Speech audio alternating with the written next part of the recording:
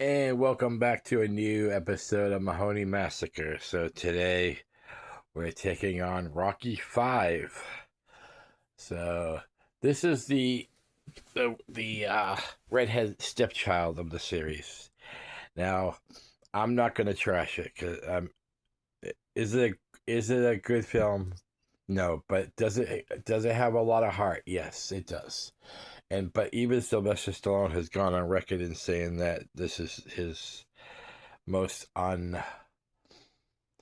unwanted, basically, of the series. But I don't see a lot of bad in this. Um, some of the acting, like especially from Tommy Morrison, who plays Tommy Gunn, could have been a lot better. But let's start from the beginning. So Rocky gets back from Russia after defeating Ivan Drago, and he's suffered some complications, and he arrives in America to a hero's welcome, big press conference outside of the airport, and Rocky addresses that it's time to step down and retire, and we get introduced to a new character, uh, the Duke. He's kind of like a sleazy promoter, a la Don King, and he basically has a challenge for Rocky right away, uh, from a young fighter, and uh, escaping my name right. The name escaping me right now. But anyways, so Adrian basically says no, like this is it. Rocky's retired. Blah blah blah, and they get back home, and um, we get introduced to the new Rocky Jr. Robert, played by Sage Stallone, which is cool. Uh, he gets to act with his son, playing kind of a main character in this one. And Rocky and Adrian find out that Paulie signed over a blanket power of attorney to Rocky's lawyer, and Rocky end up losing millions. So, we go right back to the beginning. We go take it back, do do do do. We go back to Philadelphia, where Paulie held on to the house from the first movie, and so that's kind of cool. A little retro, literally take me back. When they say take you back, it's a literal term there. We go right back to the beginning, and Rocky has to teach his son a little street smarts now, because this isn't a high prep private school. He's going to a public school in Philadelphia, and um, so we get a couple of glimpses of the old atomic hoagie shop too, which is cool. Like I said, there's a lot of retro feel to this film, and we get introduced to a new boxer, Tommy Gunn, played by Tommy Morrison, which I already mentioned. And Tommy Gunn is an amateur boxer looking to go pro, and he wants Rocky to train him. Which at this point in Rocky's career, he can't fight anymore. So yeah, he cleans up Mix, and he opens Mix's old boxing arena. And after a couple of meetings, he finally convinces Rocky to train him, and yeah, we get what the fans start calling like a baby Rocky, or like the clone Ranger. They start calling him like Rocky's uh like a new Rocky. And so Tommy Morrison is loving the spotlight in the beginning, but he's an ambitious young man who basically wants to go from 0 to 10 within a couple days, and he wants to start fighting bigger names and going for the title. And Rocky is trying to teach him the ways that Mick taught him. Is basically just wait for your opportunities. Don't try to force them. And Duke sees an angle where he sees this ambitious young fighter, and starts charming him with the rich cars, the hot girlfriends, and it's too much for Tommy to say no to.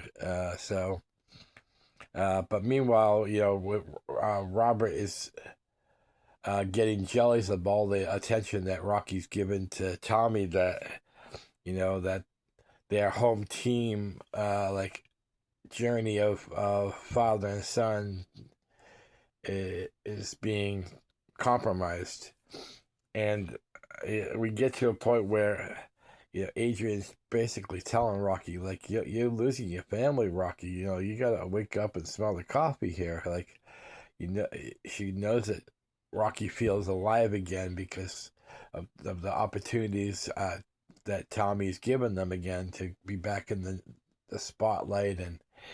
But we have one of the best monologues of Adrian's story arc. We go back to that first movie when they lived in Philadelphia years ago, and how shy she was, and it took her a couple movies to find her voice, and now we've come full circle where Adrian basically lays this monologue onto Rocky about your son is lost, he needs his father, you're losing us, Rocky. That scene is amazing. That's why I don't understand why this movie gets a lot of heat.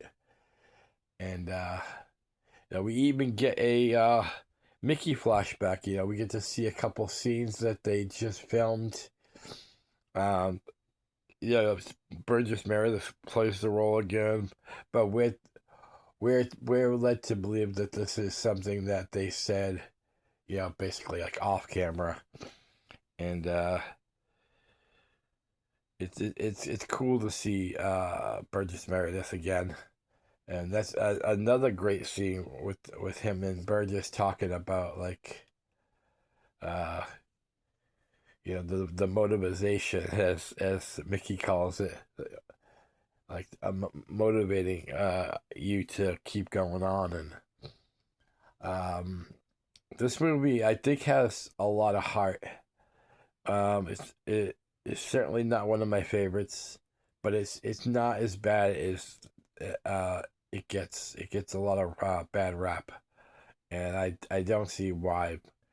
Is it because Rocky has a fight that's not in the ring? I think Rocky has a bigger fight than just a boxing match. His fight is that he has to remember that he's still a family man, and that family should always come first. And Rocky's so stuck in, kind of like with the Apollo thing, where Apollo, he didn't want to retire. He wanted to keep going, and I think Rocky is feeling, that effect where he can't fight anymore, and I think it's affecting his judgment because he wants to feel alive being the mentor of Tommy Gunn, that he forgets about his responsibilities at home.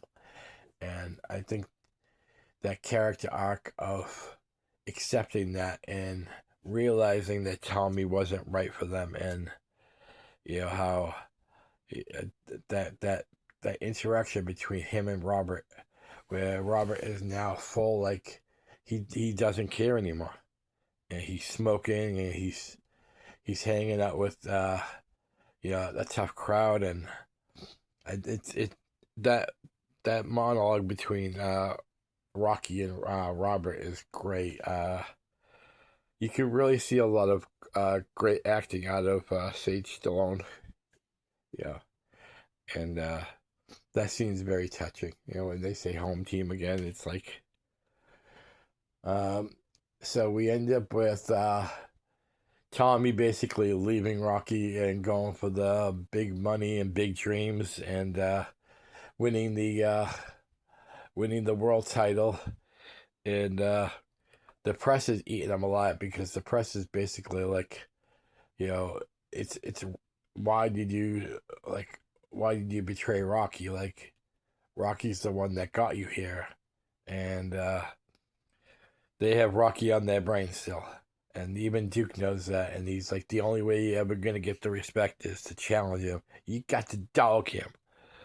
And so we go to the I think it's Pat's Bar, yeah. And Rocky's old hangout, and here comes Tommy Gunn issuing the challenge, and it gets so heated that he ends up knocking out Paulie. And I didn't mention Paulie a lot in this one, but I really liked Paulie's arc here too. Yeah, basically he knew he fucked up with the paperwork with the lawyer, but he was smart enough to hold on to the old property. And yeah, and he says some really cool things about, like, he's the real Rocky's the real champion. It's just some bum, blah blah blah. And like I said, Paulie gets knocked out for it. In that one scene when Rocky, you knocked him down, why don't you try knocking me down? I got chills. Like, and what we get is a Philadelphia street fight. Basically, it starts off a little boxing, but Tommy wants to use some cheat tactics. So Rocky, he was born in the streets. When we first met Rocky, he was a leg breaker and for a loan shark, and he brings us some of that street fight in him, and I think it's a admirable fight. Would I rather had an in-ring? Yes, but they were going along with the storyline that Rocky had brain damage, and he shouldn't fight anymore. So I thought that was a smart move to get a fight out of this movie with Rocky in it, and it's a great fight. And one of my favorite scenes is after Rocky knocks Tommy out. We see the oh god, was it the pastor or the Father Carmine? Yeah, Father Carmine is there, like, basically cheering on Rocky. I love that. Like, we get some glimpses of Father Carmine throughout this series, but I think this was one of my favorites. Is he's basically supported Rocky so long that he's now like a cheerleader, and that's great. So, out of a 5-star, I'm gonna give this I'm gonna go with a 3.0. Like I said, it's not one of my favorites, but it doesn't deserve all the bad rap it gets. So 3.0, I think, is admirable. And so we've gone through 5 Rockies now, and we still got one more, and then we got a couple of Offspring movies with the Creed series. So until next time, I am your father, Mahoney. Me and Father Carmine are like this, like, what's up?